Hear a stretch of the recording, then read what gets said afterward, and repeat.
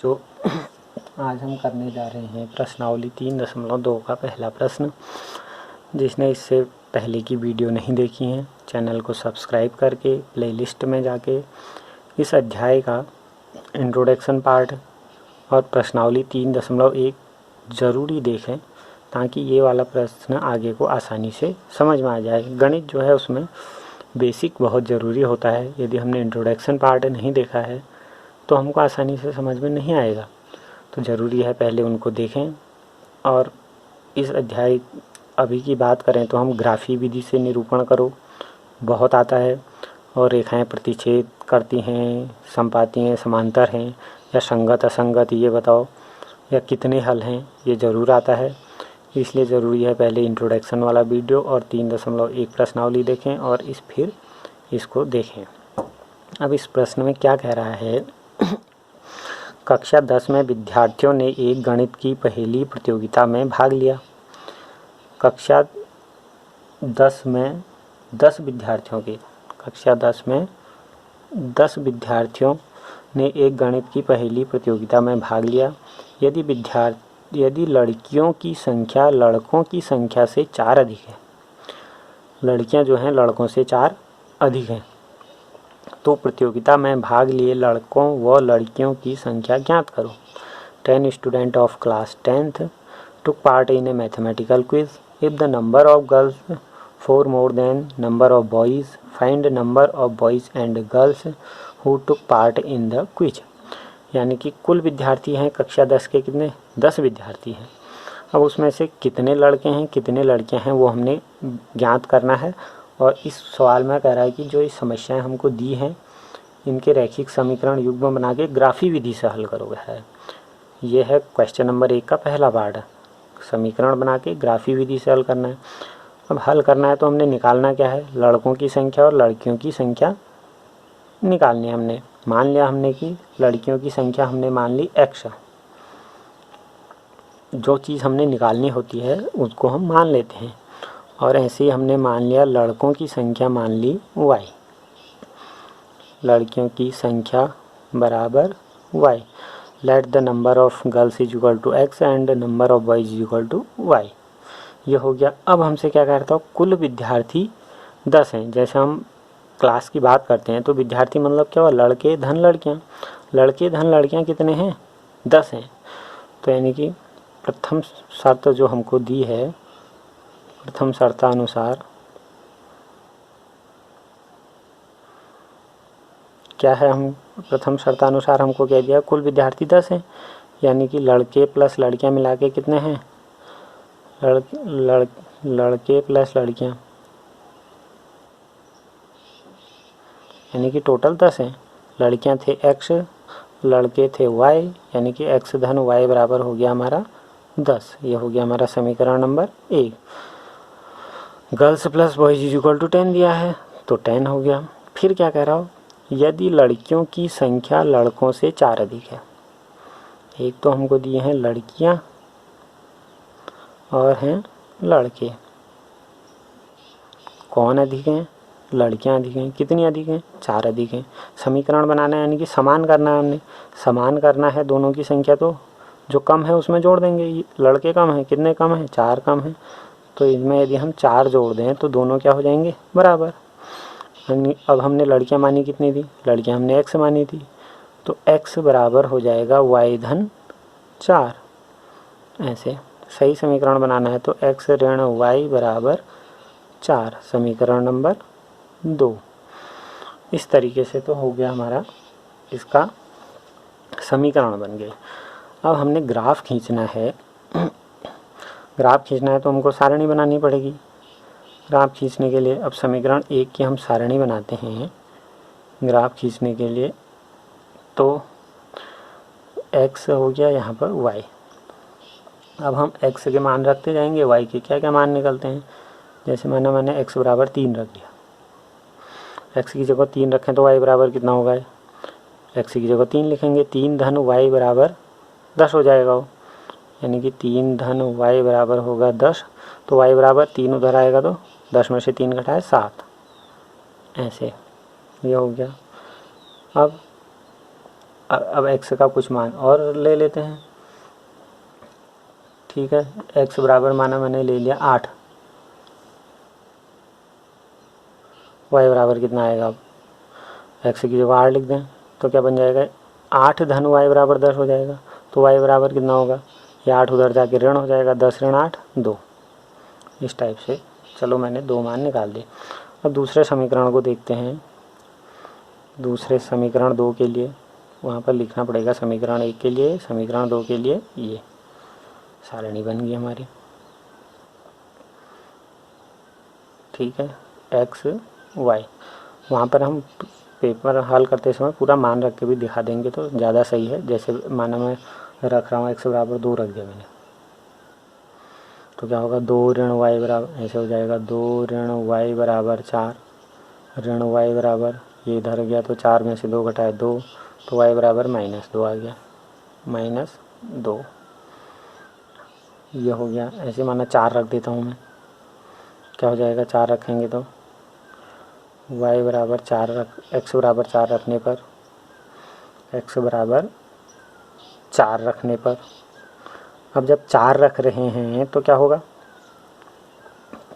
इस टाइप से बन जाएगा ये, 4 ऋण y बराबर 4, ये 4 इधर जाके ऋण हो जाएगा, तो ऋण y बराबर क्या मिल जाएगा हमको, 4 ऋण 4 यानी कि 0, तो y बराबर भी 0, यानी कि जब x बराबर 4 रखा तो y का मान 0 आया। इस टाइप से हमने क्या बनानी है, ये टेबल बन गई।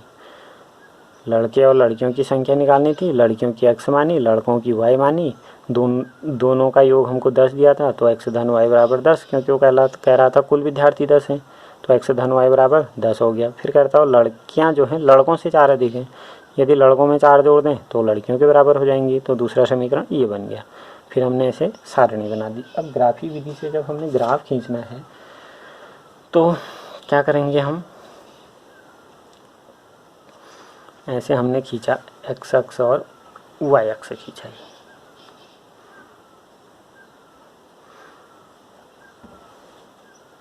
ये हो गया हमारा। इधर को होता है x धनात्मक, इधर को ऋणात्मक, y धनात्मक, y ऋणात्मक। बिंदु हमने दिखाने हैं 3,7, x बराबर 3, 1 2 3, y बराबर 7, 1 2 3 4 5 6 7, ऐसे आ गया ये 3,7, 3,7। दूसरा बिंदु है हमारे पहले रेखा में 8,2, x बराबर 8 ये हुआ, y बराबर 2, 1 2 ये हो गया। इन दो बिंदुओं को मिलाने वाली हम रेखा जब खींचेंगे तो वह हमारा पहले समीकरण का आलेख हो जाएगा। इस तरह से स्केल से सीधी रेखा खींचनी हमने,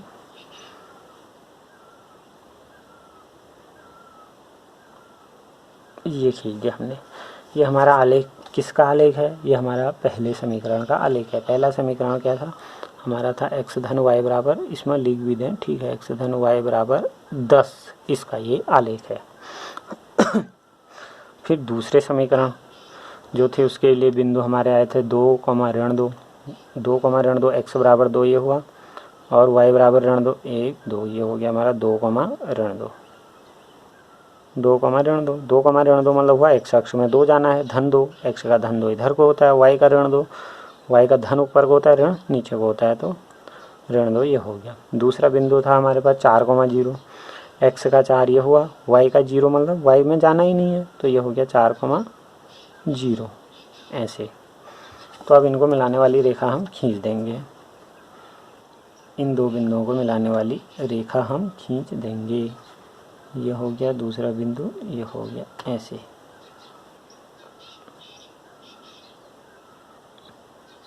इस तरीके से ये आलेख हो गया हमारा दूसरी रेखा का। दूसरी रेखा क्या थी हमारी, x माइनस वाई बराबर 4, x माइनस वाई बराबर 4 रेखा थी। अब हमने जब हल निकालना है, हल मतलब ये दोनों रेखाओं का आलेख एक दूसरे को कहाँ पर काट रहा है, इस बिंदु पर काट रहा है। तो इस बिंदु का x निर्देशांक क्या है, यानी कि x अक्ष में हम 7 गए, x निर्देशांक इसका 7 है, y निर्देशांक ऊपर को कितना जा रहे हैं, 1 2 3, 7,3 पर ये एक दूसरे को काट रहे हैं। तो हल क्या होगा इसका हल, x बराबर 7, y बराबर 3 इसका हल हुआ। x क्या माना था हमने, x हमने माना था लड़कियों की संख्या, यानी कि लड़कियों की संख्या होगी कितनी, लड़कियों की संख्या बराबर 7 और लड़कों की संख्या होगी कितनी 3। है नहीं है, अब देख लेते हैं इन दोनों क्या था, कुल विद्यार्थी 10 हैं, इनको जोड़ा 10 आ गया, लड़कियां 4 अधिक हैं, क्या था 4 अधिक हैं। तो इस प्रकार से हमारा इसका हल हो गया। इसका दूसरा पार्ट भी है, 5 पेंसिल तथा 7 कलमों का मूल्य 50 रुपये है कह रहा हो, और 7 पेंसिल तथा 5 कलमों का मूल्य 46 रुपये है। तो एक पेंसिल और एक कलम का मूल्य ज्ञात करो कह रहा है। उसमें भी हम ऐसे ही कर देंगे जो हमने ज्ञात करना है, पेंसिल और कलम का मूल्य, एक पेंसिल का मूल्य x, एक कलम का y मान देंगे। ऐसे ही पहला समीकरण 5 पेंसिल और 7 कलमों का मूल्य 50 दिया है, तो 5x धन 7y बराबर 50 हो जाएगा समीकरण 1। ऐसे ही दूसरा समीकरण बना देंगे, 7x धन 5y बराबर 46 करके, फिर उसका ग्राफ हम खींच लेंगे। तो ये तो हो गया हमारा क्वेश्चन नंबर 1 हमने कैसे करना है। अब प्रश्न संख्या हमारा 2 जो है उसमें क्या करना है हमने हल। प्रश्न संख्या 2 कुछ इस प्रकार से है, ये है हमारा क्वेश्चन नंबर 2। देख लेते हैं इसको भी क्या करना है। समीकरण 2 में कह रहा है वो, अनुपातों A1/A2, B1/B2, C1/C2 की तुलना कर ज्ञात कीजिए कि निम्न समीकरण युग्म द्वारा निरूपित रेखाएं एक बिंदु पर प्रतिच्छेद करती हैं, समांतर हैं या समपाती हैं। तो पहला समीकरण को ले लेते हैं हम। अब जब हम हल करेंगे तो पहले हम इस समीकरण को उतारेंगे यहाँ पर। अब मैं यहाँ पर उतार नहीं रहा हूँ, तो ठीक हो गया, आप उतारेंगे पहले हल करते समय। फिर हम देखेंगे कि हमको A1 क्या दिया है, A2 क्या दिया है। A1 बराबर है कितना हमारा, x का गुणांक 5, B1 y का गुणांक ऋण 4 चिन्ह सहित, ऐसे C1 अचर पद 8 और A2 हमको दिया है 7, B2 मतलब दूसरे समीकरण में y का गुणांक 6, C2 मतलब हुआ दूसरे समीकरण में अचर पद यानी कि ऋण 9। अब हमने क्या करना है, क्या था मैंने इंट्रोडक्शन वाले पार्ट में बताया था कैसे हमने ज्ञात करना है। यदि क्या होता था, A1/A2 बराबर नहीं आया B1/B2 के, A1/A2 और B1/B2 बराबर नहीं है, तो इसका मतलब रेखाएं क्या करती हैं, प्रतिच्छेद करती हैं। और क्या होता है, एक हल होता है, एक अद्वितीय हल होता है। ऐसे यदि हमारा क्या हो, A1/A2 बराबर B1/B2 बराबर C1/C2 हो, तो क्या होता है, रेखाएं कैसे होती हैं, समपाती होती हैं। समपाती मतलब एक रेखा है, उसी के ऊपर से दूसरे रेखा का ग्राफ जाएगा। और इस कंडीशन में क्या होता है, अनेक हल होते हैं।